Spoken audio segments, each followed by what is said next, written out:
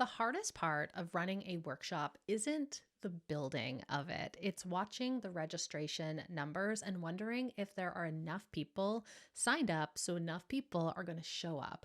You keep refreshing the page, or in my case, I keep refreshing the page. I know the story very well. You second guess the topic when the numbers don't seem to be all that great. You wonder if you should be doing more. So, in this episode, we're going to be covering my monthly workshop system, part 2, that's going to cover promoting the workshop and getting your content ready for go time. There is a window between the moment your sign up page goes live and the day your workshop actually runs.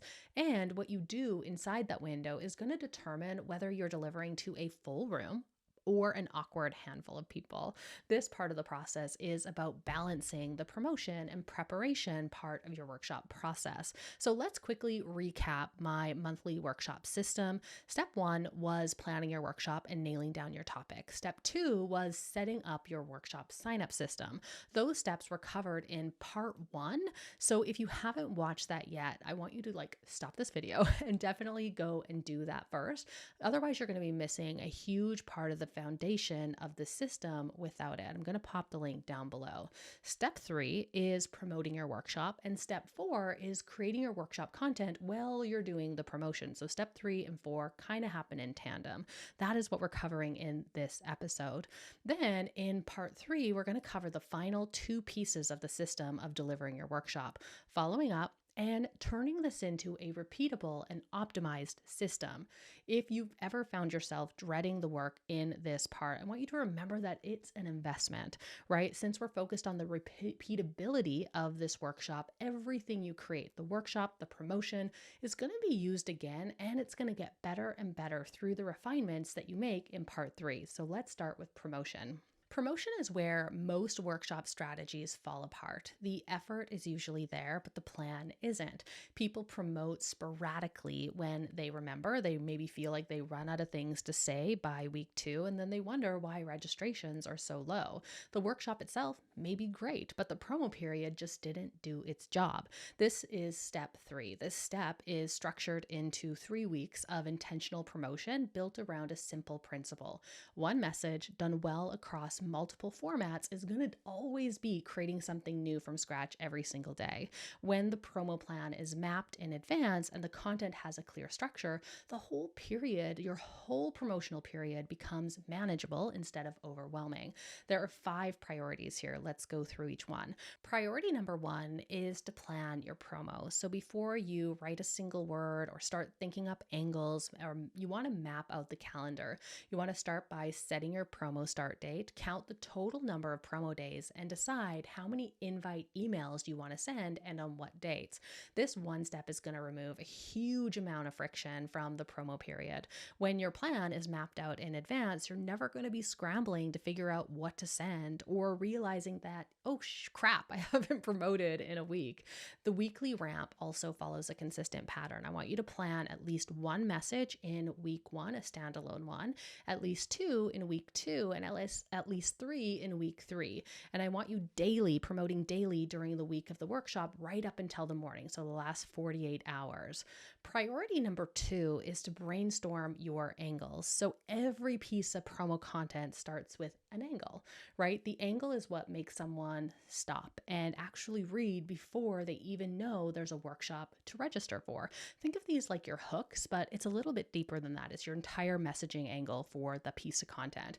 It's the entry point. The workshop is where that's going to lead. The best angles come from a really genuine place, right? You want to make sure it's something that you're excited to talk about. What frustrates you about this topic?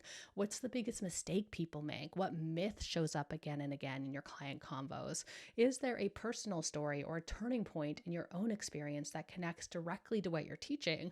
What do you wish people already knew walking in? And what is the real cost of leaving this problem unsolved? I want you to brainstorm more ideas than you think you need. The strongest ones are going to become your promo emails and posts, and you're going to have extras, which gives you somewhere to go if a particular angle isn't landing, or when you go to actually write it, you're not feeling inspired anymore. Quick tip here is to review your thank you page questionnaire that we covered in the part 1 for ideas as well. Priority number 3 is to create your pre-workshop editorial calendar.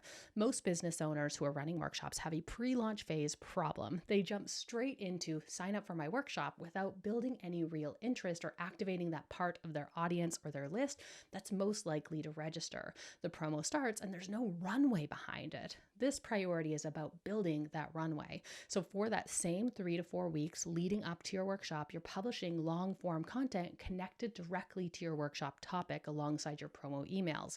So whatever your long form channel of choice is, whether that's written, YouTube videos, podcast episodes, plus your newsletter, each one is sharing something interesting and including an invite to the workshop. A PS invite in your regular newsletter each week is going to help keep the event visible without turning every email into a straight up pitch. The advantage here is that you're not creating 2 separate content tracks, one for your editorial calendar and one for your workshop promo, or merging them together. Your pre-workshop content pulls double duty. The same video that builds your authority on the topic also points your audience to the sign-up page. The same newsletter that delivers value has a PS invite at the bottom. So by the time someone lands on your registration page, they've already spent time thinking about that topic. They know how you think about it, and the workshop feels like a natural next step. A quick note on Evergreen concerns. So a logistic question that comes up a lot with my clients is what happens to all of that content in between rounds? So you've published 3 to 4 videos or podcasts pointing to your workshop. What happens when the round ends? So I want to share like a client of mine, what she does. She handles this really well. So she hosts her monthly workshop, promotes it through her YouTube videos and newsletters, and has a dedicated URL that always points to the current live registration page. Every round, all she does is go into that page and she updates it to the next date and the details. The URL never changes, and all of the content that she's already published keeps sending traffic to the same place. Another client of mine takes a different approach. So when she wraps up a workshop, she turns it into a mini course and updates the page with those details instead. So the same URL becomes a sales page basically for an on-demand workshop that someone can buy and watch anytime. Every video she published, every newsletter, every blog post still leads somewhere that relates to the same video topic or whatever she was covering, but it turns into something evergreen as well. Worth building into every piece of pre-workshop content you create, I want you to leave the specific date out of the content itself, especially if you're planning on using it evergreen. I want you to just mention that you have a workshop on this topic and point people to that link if you're going to do either priority 1 or priority 2 by keeping the date and live details in your episode description or your show notes where you can update them easily between rounds without touching the content itself or having to like go re-edit a podcast episode or video. Priority number 4 is to write your promo invites. So this is where we use my strategy of the 1 message, 4 ways system. For every angle that you come up with, you're creating 4 pieces of content from that 1 base message rather than writing everything from scratch. So you're going to start with the base message. This is going to include the angle, how it connects to the workshop, and the call to action as well. Everything else gets adapted from there. So you're going to start with your invite email since it's the longest form. So format number 1 is an invite email for people who haven't registered yet. Format number 2 is taking that same invite email and turning it into a nurture email for people who have, which becomes a reminder and a value add rather than another pitch. All you're going to do is change out the CTA so it's a reminder of the event instead. Then you're going to turn that into a social media post with whatever format fits the angle best. So it might be a reel, might be a carousel, or a static post. And then your 4th and final one is turning that social media post into an Instagram story that's visual and fast. So it might just be the top line hook and the CTA. When a post is performing well organically, that is your sign. That's your signal to put a small ad budget behind it. Your top performing organic content always, always, always makes the best paid ads.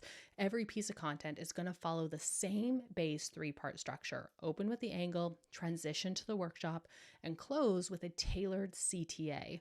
Once that structure is in your head, the whole promo period is going to become so much more manageable. And just like a note here about ads is like, I'm not saying don't run ads for your workshop. I think it's actually really smart to run ads for your workshop. However, I will say I would And for most of the clients I work with, I prefer that they wait until like round 3 before adding in ads, unless they have like no audience to speak of, and then we can jump to ads a little bit sooner. Priority number 5 is to run the promo. So planning the promo is one thing. Sustaining the energy to actually run it for 3 weeks is quite another. The priority is about the daily practice of keeping your momentum going. So, I want you to set a simple goal for yourself, at least one conversation about the workshop every single day, a reply to someone who commented on your post, a personal follow up with someone who mentioned the topic in your DMs, a response to the questionnaire answer. Then, the promo calendar is going to handle all of your broadcast content. The daily conversations is going to handle the warmth piece of things.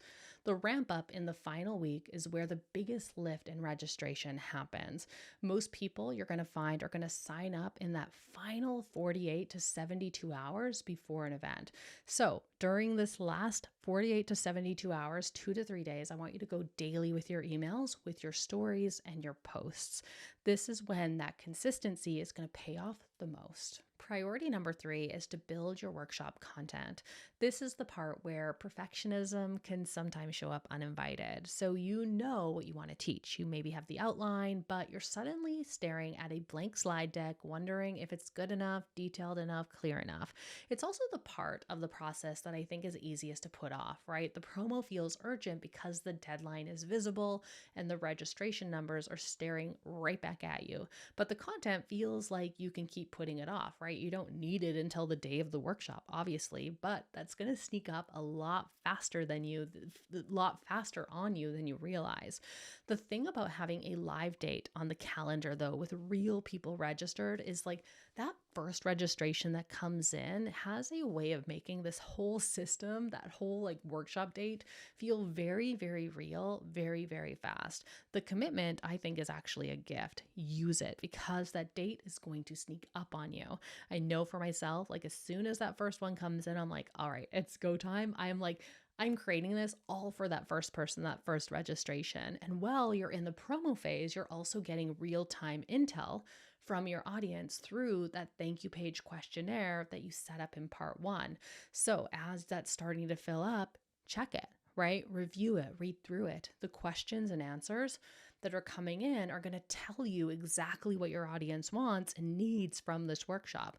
You don't need to guess what to include. They're already telling you. They're basically like serving it up to you on a platter directly. The good news is that you already did the hard work. Your outline is done. We mapped that in part 1, but now it's about building what you already know and what your people are telling you. There are 2 things to build here: your workshop resource and your slides. I always recommend doing the workshop resource first because that's going to help you structure the rest of the presentation. This is where the attendees are going to get their win, and the win super, super matters, especially in a paid workshop. Someone who walks away having already accomplished something that they can use right away in their life or business has proof that your approach actually works. That is what makes your paid offer feel like an obvious next step rather than a complete leap of faith. Design the resource to be completable during the session itself. So a workbook that follows your workshop flow, a template they can fill in as you teach, and a checklist they work through in real time. The goal is a tangible result that they can point to by the time you wrap up. They might have a little bit of homework, but for the most part, you want it mostly completable in that time. Then for your slides, the pathway we mapped out in priority 1 is your teaching outline.